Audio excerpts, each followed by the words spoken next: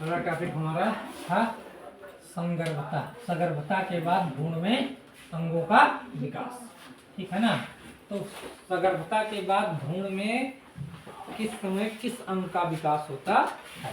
Last point हमने आपको लिखा था कि मनुष्य में जेस्टेशन पीरियड यानी कि गर्भावधि क्या होती है 9.5 मंथ माह की होती है। सगर्भता के बाद भ्रूण में हृदय का निर्माण क्या हो जाता है, पहले महीने में हो जाता है। अगला पॉइंट दूसरे महीने में यानी कि सेकेंड माह, ठीक है। सेकेंड माह में क्या होता है, भ्रूण में जो है वो पाद का फॉर्मेशन होता है यानी कि उंगलियां वगैरह बनती हैं। तो सेकेंड माह के अंत तक पाद यानी कि लिम्फ, माह के अंत तक पाद, इंग्लिश में कहते हैं इसको लिम्फ। समझ रहे हैं ना, हाथ और पैर की अंगुलियां कहते हैं, ठीक है। हाथ लिम्फ, हाथ पैर, हाथ तथा पैर व अंगुलियों का निर्माण हो जाता है। तो पाद लिम्फ यानी कि हाथ व पैर तथा अंगुलियों का निर्माण हो जाता है।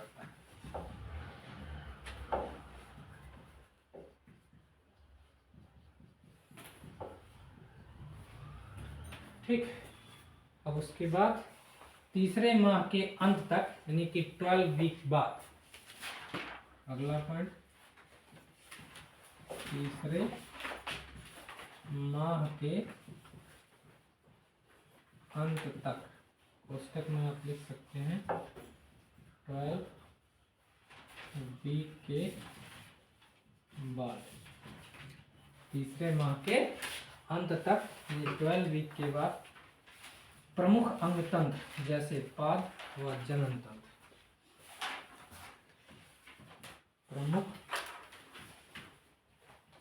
अंग तंत्र जैसे पाद व जनन तंत्र का विकास हो जाता है। जनन तंत्र अच्छी तरह विकसित हो जाते हैं। जनन तंत्र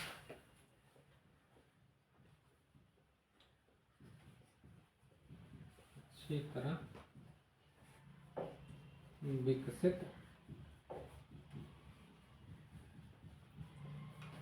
हो जाते हैं तीसरे माह के अंत तक। पांचवें माह के अंत तक प्रथम गतिशीलता देखी जा सकती है। पांचवें माह के अंत तक प्रथम गतिशीलता देखी जा सकती है।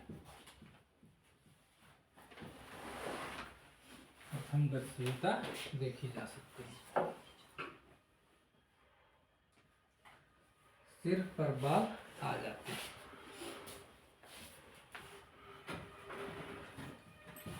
सिर पर बाल आ जाते हैं। क्लियर। अब पांचवें माह तक, छठवें माह के अंत तक पूरे शरीर पर, छठवें माह के अंत तक पूरे शरीर पर कोमल बाल, पूरे शरीर पर क्या हो जाता है, कोमल बाल, पलके अलग हो जाते हैं,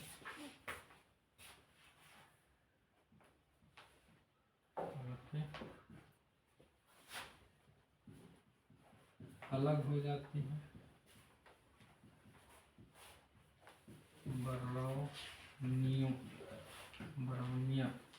बरौनियों का विकास हो जाता है,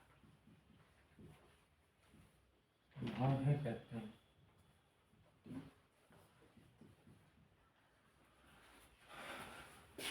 ठीक है। 9वें माह के अंत तक गर्भ पूर्ण रूप से विकसित हो जाता है। 9वें माह के अंत तक गर्भ, 9वें माह के अंत तक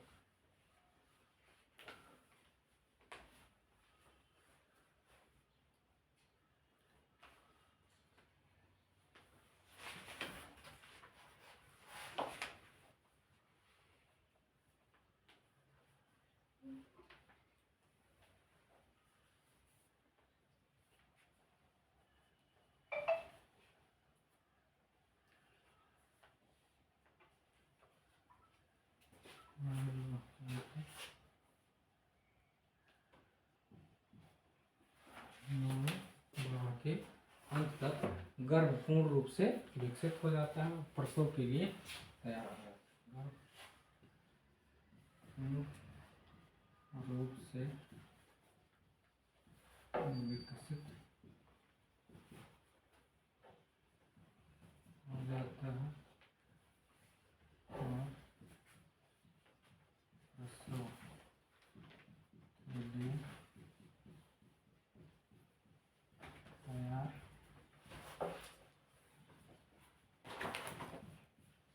हो जाता है और प्रसव के लिए। ठीक है।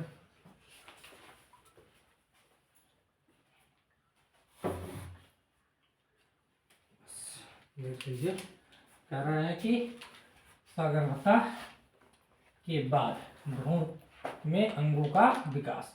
तो कुछ पॉइंट यहाँ पर जो एनसीईआरटी ने मेंशन किया है वो जरा आप देख लीजिए। निषेचन के बाद जाइगोट जब 8 वीक तक रहता है, ठीक, आफ्टर द फर्टिलाइजेशन जो जाइगोट बनता है तो 8 वीक के जाइगोट को क्या कहा जाता है? एम्ब्रियो कहते हैं। क्या कहते हैं? एम्ब्रियो। ठीक है ना। आफ्टर द फर्टिलाइजेशन जो जाइगोट का फॉर्मेशन हुआ, उस जाइगोट, जब वह जाइगोट कब तक? 8 वीक तक, यानी कि 8 सप्ताह तक के जाइगोट को भ्रूण कहते हैं। क्या कहते हैं? भ्रूण कहते हैं। निषेचन के 8 वीक बाद जाइगोट तथा जन्म से पूर्व, ध्यान दीजिएगा, यानी कि निषेचन के 8 सप्ताह के बाद, निषेचन के 8 सप्ताह के बाद और जन्म से पूर्व जो जाइगोट होगा उसको क्या कहेंगे? फिटस कहते हैं। ठीक। जन्म के बाद या 1 वर्ष तक के बच्चे को क्या कहा जाता है? इन्फेंट कहते हैं, शिशु कहते हैं। जो बच्चा क्या हो रहा है? पैदा हो रहा है और 1 वर्ष तक उसको क्या कहेंगे? इन्फेंट कहेंगे। मनुष्य में जेस्टेशन पीरियड यानी कि गर्भावधि कितनी होती है? 9.5 मंथ होती है, यानी कि 9 महीना 4 दिन, 5 दिन, 10 दिन या 15 दिन हो सकती है। ठीक है। तो इसलिए हमने कहा कि जो gestation period in the human होता है 9.5 मंथ होता है, यानी कि लगभग 9.5 माह कहते हैं इसको। ठीक। और अगला पॉइंट देखिए, कह रहा है सगर्भता के बाद भ्रूण में हृदय का निर्माण कब होता है? पहले महीने में। समझ रहे हैं ना? कब होता है? पहले महीने में हृदय का निर्माण। भ्रूण में जो हार्ट का फॉर्मेशन होता है, भ्रूण में जो हार्ट का फॉर्मेशन होता है वो क्या होता है? सगर्भता के बाद भ्रूण में हृदय का निर्माण हो जाता है। कब? पहले महीने में, यानी कि फर्स्ट मंथ में ही हार्ट का फॉर्मेशन भ्रूण में हो जाता है। ठीक। अगला पॉइंट है, सेकेंड माह के अंत तक पाद यानी कि लिम्फ, ठीक है, लिम्फ का मतलब हो गया, पाद का मतलब हुआ हाथ और पैर, तथा अंगुलियों का फॉर्मेशन हो जाता है। दूसरे महीने में क्या हो जाएगा?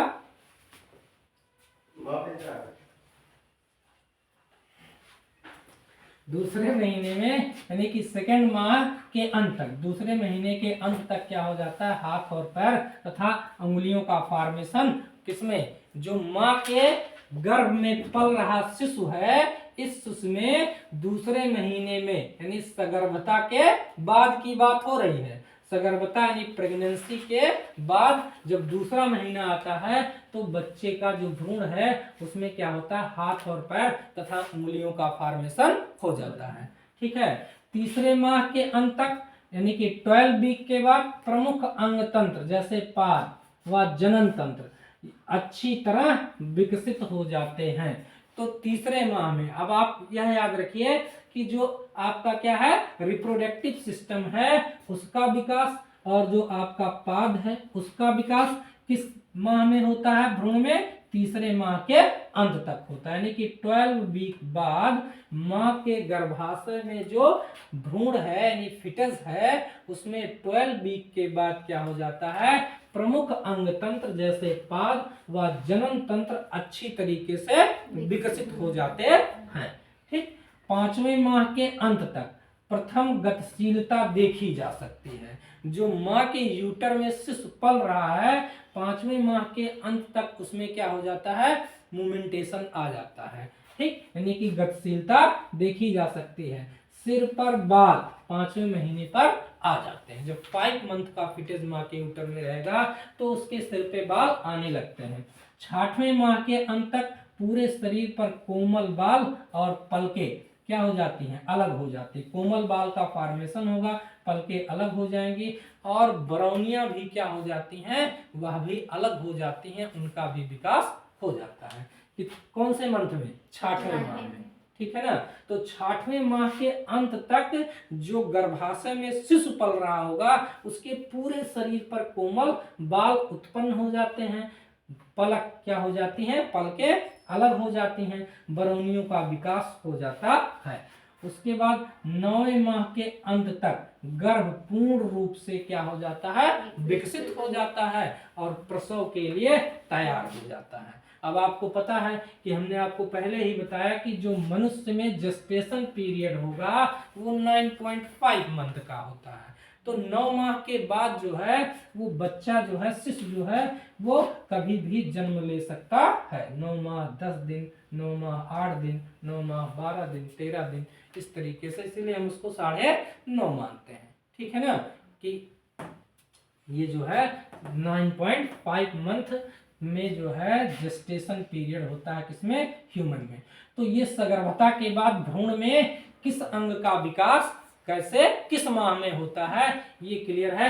ये हमने आपको बहुत ही शॉर्ट फॉर्म में बताया है। इसमें आप जाएंगे एनसीईआरटी में तो इसको थोड़ा सा डिटेल में भी उसने दिया है। बुक आप देखेंगे तो कुछ चीजें उसमें ऐसी हैं जो आप पढ़ सकते हैं, लेकिन जो मेन पॉइंट है कि किस माह में किस ऑर्गन का डेवलपमेंट होता है जो आपके लिए जानकारी दे सकता है, वो चीजें हमने आपको बताई हैं। ठीक है ना।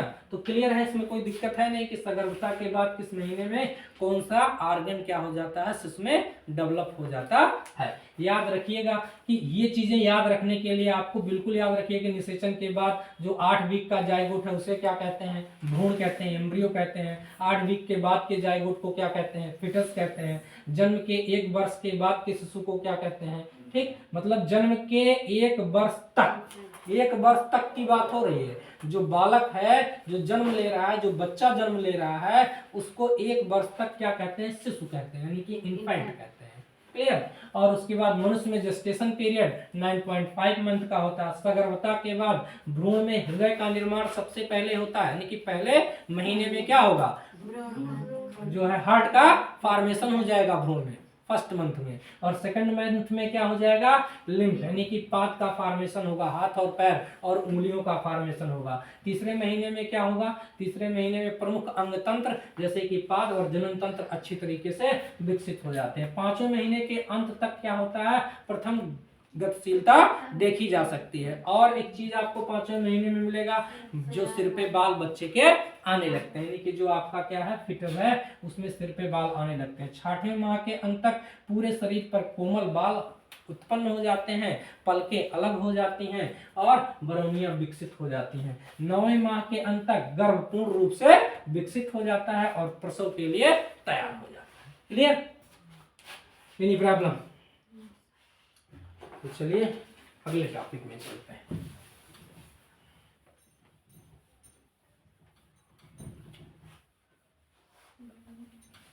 अब आपका बचता है इस चैप्टर में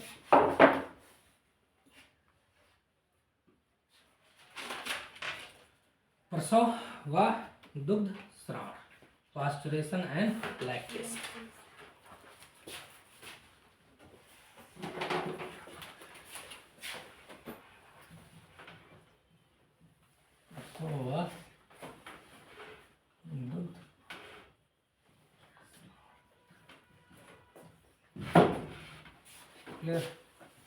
इंग्लिश में कहते हैं इसको parturition and lactation.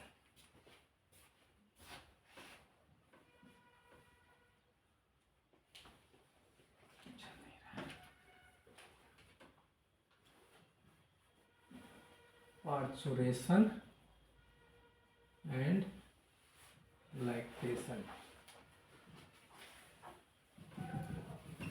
Parturition and lactation.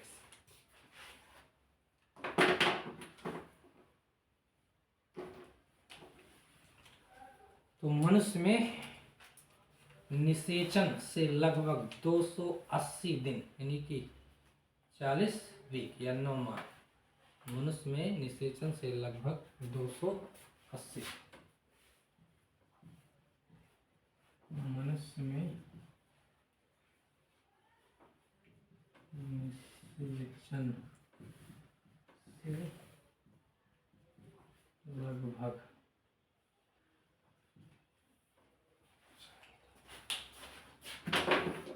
मनुष्य में निषेचन से लगभग 280 दिन यानी कि 280 दिन यानी कि 40 वीक, है ना? क्या है? 40 वीक या 9 माह तक की अवधि को सगर्भता अवधि या 9 माह तक की अवधि को सगर्भता अवधि क्या कहते हैं? Gestation period, gestation period. Clear? ये हमको पहले से पता है कि जेस्टेशन पीरियड मनुष्य में कितना होता है? 9 माह का या 9.5 माह का होता है। गर्भ अवधि पूर्ण होने पर गर्भ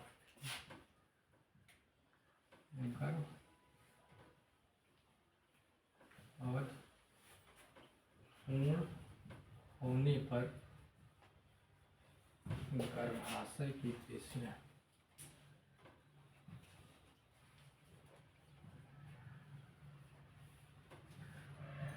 गर्भावधि पूर्ण होने पर गर्भाशय की पेशियों में तीव्र संकुचन प्रारंभ हो जाता है। पेशियों में तीव्र संकुचन प्रारंभ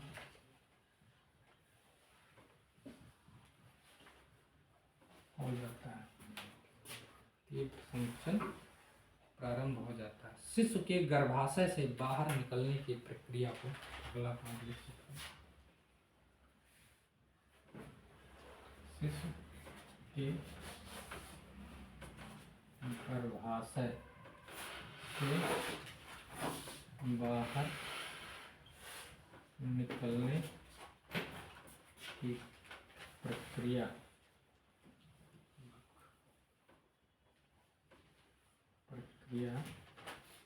को क्या कहते हैं? प्रसव। शिशु के गर्भाशय से बाहर निकलने की प्रक्रिया को प्रसव यानी कि पार्चुरेशन कहते हैं। प्रसव या पार्चुरेशन।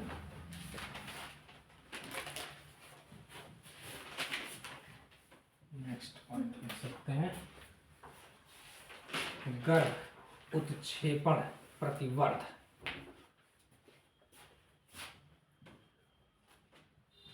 गर्भ उत्क्षेपण प्रतिवर्ध।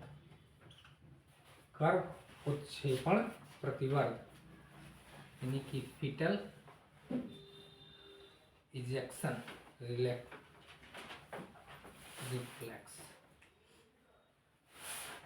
के बाद माता पीयूष ग्रंथि से गर्भ उत्क्षेपण प्रतिवर्ध के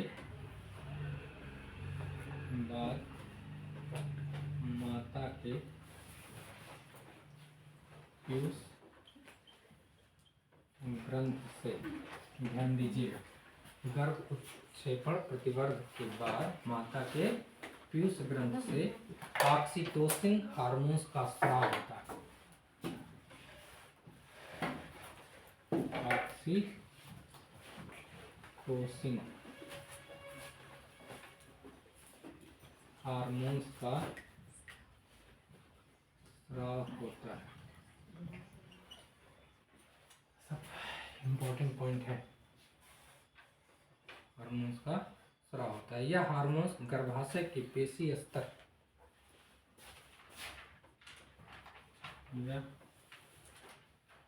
हार्मोन्स गर्भाशय के पेशी स्तर, पोस्टमेट में लिख सकते हैं मध्य स्तर में क्या करता है? संकुचन पैदा कर देता है।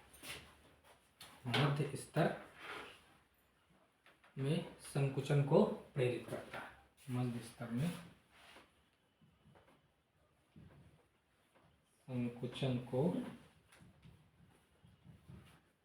प्रेरित करता है। क्लियर?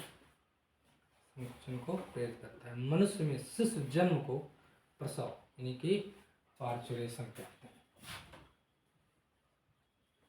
मनुष्य में शिशु जन्म को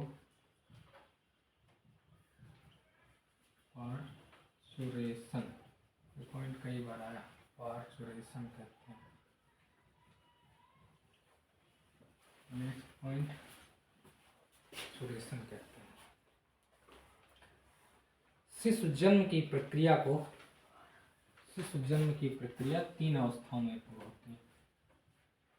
शिशु जन्म की प्रक्रिया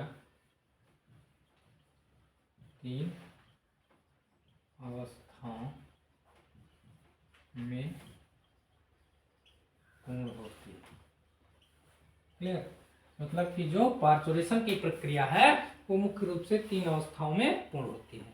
पहला है फर्स्ट स्टेज यानी प्रथम चरण, प्रथम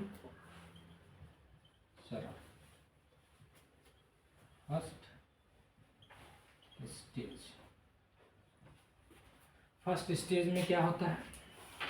फर्स्ट स्टेज में यह वह अवस्था है, यानी कि यह वह अवस्था, यानी कि वह अवस्था, यह अवस्था प्रत्येक 30 मिनट या उससे अधिक समय में पुनरावृत्ति होती है।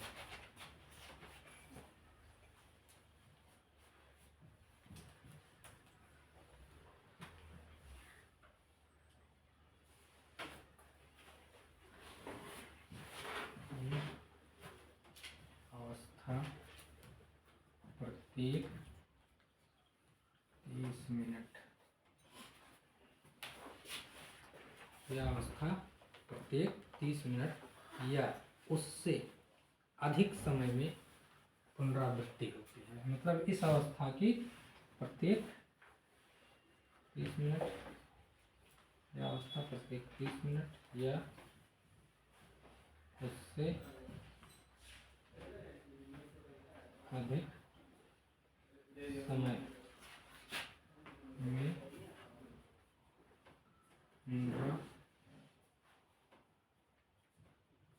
पुनरावृत्ति होती है। ठीक है। पुनरावृत्ति होती है। इस अवस्था में गर्भाशय की ग्रीवा लगभग 10 सेंटीमीटर तक फैल जाती है। इस अवस्था में गर्भाशय की ग्रीवा मतलब सर्विक्स लगभग 10 सेंटीमीटर तक फैल जाती है। लगभग 10 सेंटीमीटर तक क्या हो जाती है, फैल जाती है, जिससे शिशु आसानी से बाहर आ सके। जिससे शिशु आसानी से बाहर आ सके।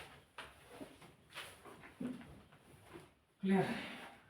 नंबर 2 सेकेंड स्टेज होगा।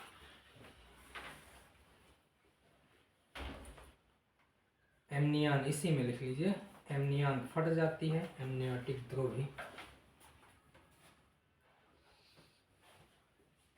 एमनियन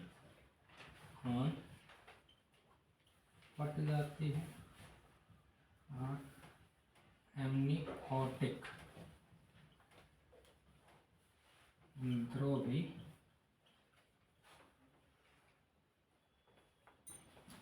एमनियोटिक द्रोही यौन से बाहर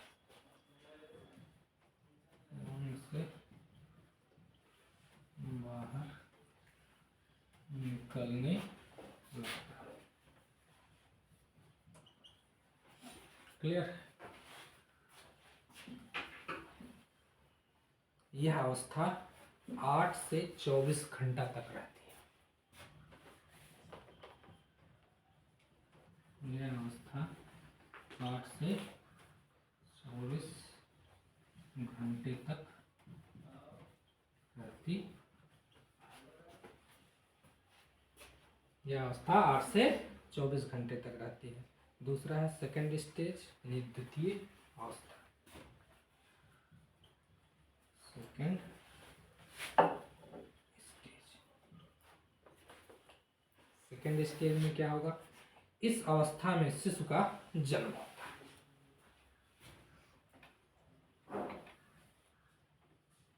इस अवस्था में शिशु का जन्म होता है। इस अवस्था में क्या हो जाता है? शिशु का जन्म हो जाता है। उसके बाद है थर्ड स्टेज। थर्ड स्टेज यानी कि तृतीय अवस्था। इस अवस्था में प्लासेंटा भी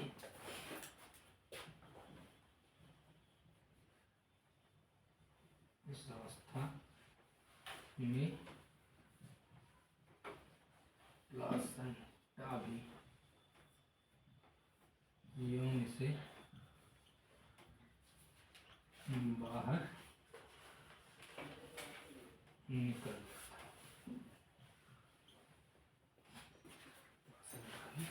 से बाहर निकल जाता है। इसे आफ्टर बर्थ कहते हैं। इसे क्या कहते हैं? इसे आफ्टर बर्थ। ठीक है, अंडरलाइन कर लीजिए, क्वेश्चन पूछा जा सकता है आपसे। आफ्टर बर्थ नीट वगैरह पूछता है आफ्टर बर्थ क्या है। बस ये कहानी देख लीजिए आप कि क्या है। कह रहा है कि प्रसव, ठीक है, या दुग्धस्राव यानी कि पार्चुरेशन क्या है।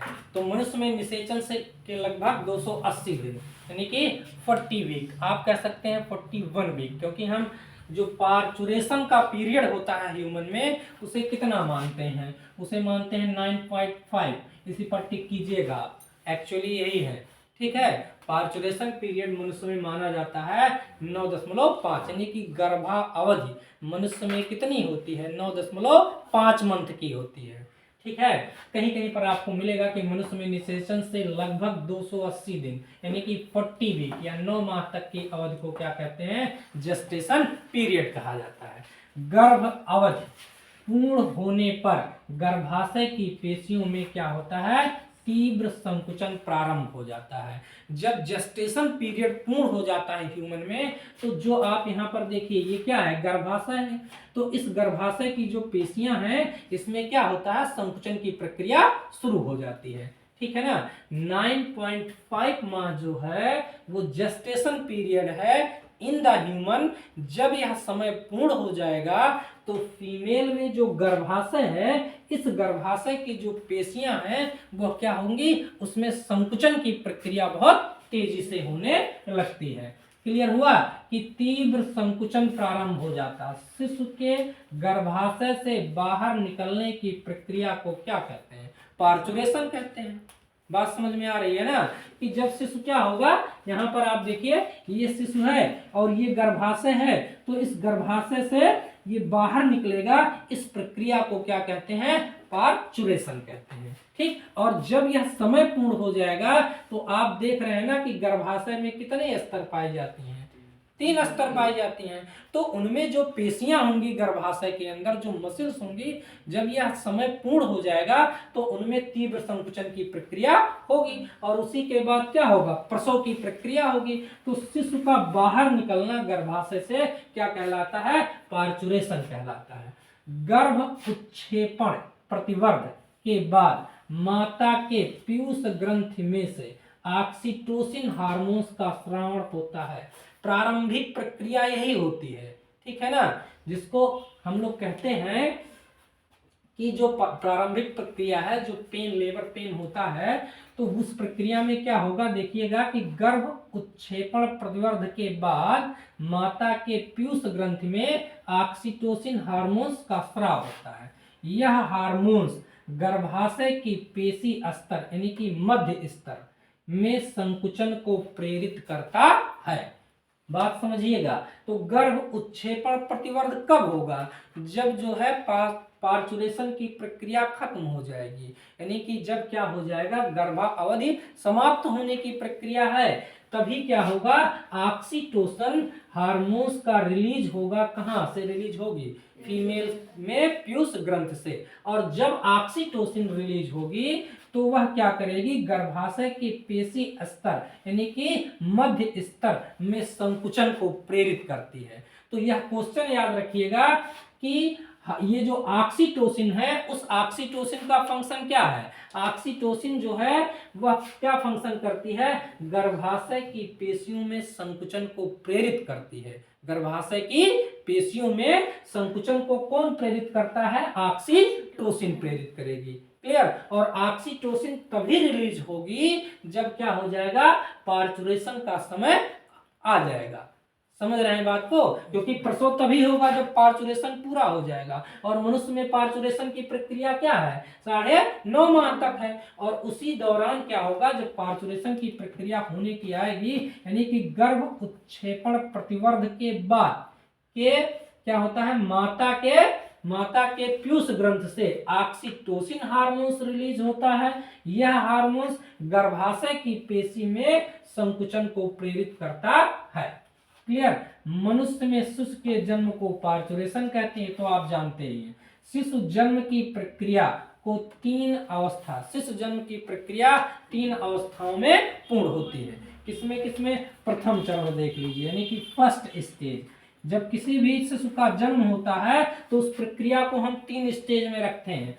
फर्स्ट स्टेज क्या है, यह ऐसी अवस्था है, यह अवस्था प्रत्येक 30 मिनट या उससे अधिक समय में इस अवस्था की पुनरावृत्ति होती है। ठीक। यह अवस्था गर्भाशय की ग्रीवा यानी सर्विक्स, लगभग इस अवस्था में गर्भाशय की ग्रीवा लगभग 10 सेंटीमीटर तक क्या हो जाती है, फैल जाती है। क्योंकि हमने आपको बताया ना कि ऑक्सीटोसिन रिलीज होगी, तो जब ऑक्सीटोसिन रिलीज होगी तो ये क्या है, गर्भाशय ग्रीवा है। तो ये गर्भाशय ग्रीवा को क्या करेगा, संकुचन होने के लिए प्रेरित करेगा, क्योंकि क्या हो गया है, प्रसव का समय आ गया है। तो जब प्रसव का समय आ गया है तो माता के पीयूष ग्रंथ से ऑक्सीटोसिन स्रावित हो जाएगी। तो ऑक्सीटोसिन क्या करेगी, गर्भाशय की ग्रीवा को संकुचित करना शुरू कर देगी। तो इसीलिए कह रहा है कि इस अवस्था में गर्भाशय ग्रीवा लगभग 10 सेंटीमीटर तक क्या हो जाती है, फैल जाती है, जिससे शिशु आसानी से क्या हो, बाहर निकल जाए। तो ये जो आपकी क्या है, सर्विक्स है, मदर की जो सर्विक्स है वो 10 सेंटीमीटर तक फैल जाती है, जिससे कि जो अंदर शिशु पल रहा है उसे बाहर निकलने में क्या हो जाए, आसानी हो जाए। उसके बाद की प्रक्रिया है कि एमनियन। आप जान रहे हैं ना कि ये जो आप देख रहे हैं ये एमनियन है। ये क्या है, एमनियन है। तो ये एमनियन क्या हो जाता है, फट जाता है। एमनियन फट जाता है तो एमनियन के अंदर क्या है, एमनियोटिक फ्लूइड है।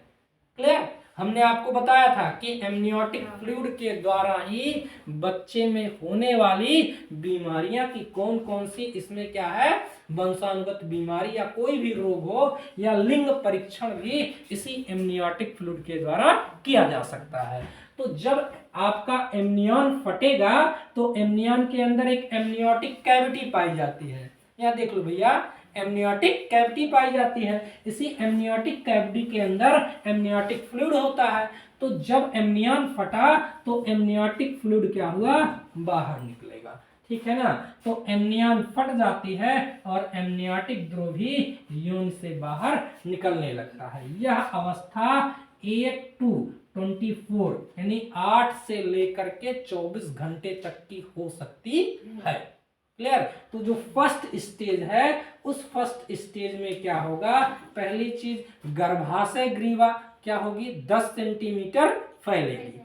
यह प्रक्रिया जो फर्स्ट स्टेज है, इस अवस्था में यह अवस्था हर 30 मिनट पर क्या होगी, दोहराई जाएगी या उससे अधिक समय पर यह रिपीट होगी। इस अवस्था में गर्भाशय ग्रीवा 10 सेंटीमीटर तक फैल जाती है, जिससे कि शिशु जो है वो बाहर निकल सके। एक प्रक्रिया होगी। दूसरी प्रक्रिया जो एमनियन है वो क्या हो जाएगा, फट जाएगा, जिससे कि एमनियोटिक द्रव जो है एक्सटर्नल ऑर्गन से बाहर निकलने लगते हैं। ठीक, यह अवस्था लगभग 8 से लेकर के 24 घंटे तक मदर में बनी रहती है। अब आइए सेकेंड स्टेज की बात करेंगे।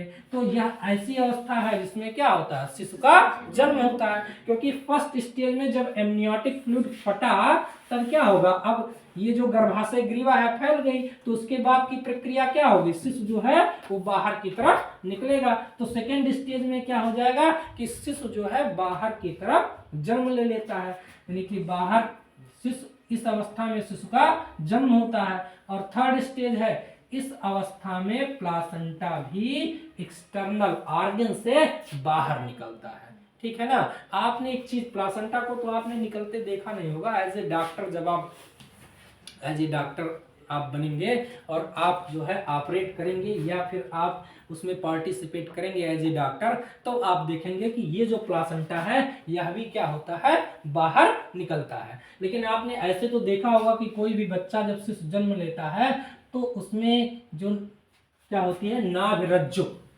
ये तो आपने देखा ही होगा। उस पर डॉक्टर कुछ लपेट देते हैं काट करके, बाद में सूख जाता है तो फिर उसको पूरी तरीके से काटते हैं। ठीक है? जिसका निशान आपके बॉडी में पेट में नीचे की तरफ तब भी रहता है ना, ऐसे गहरा रहता है ना, तो वो जो है नाभि रज्जुक है।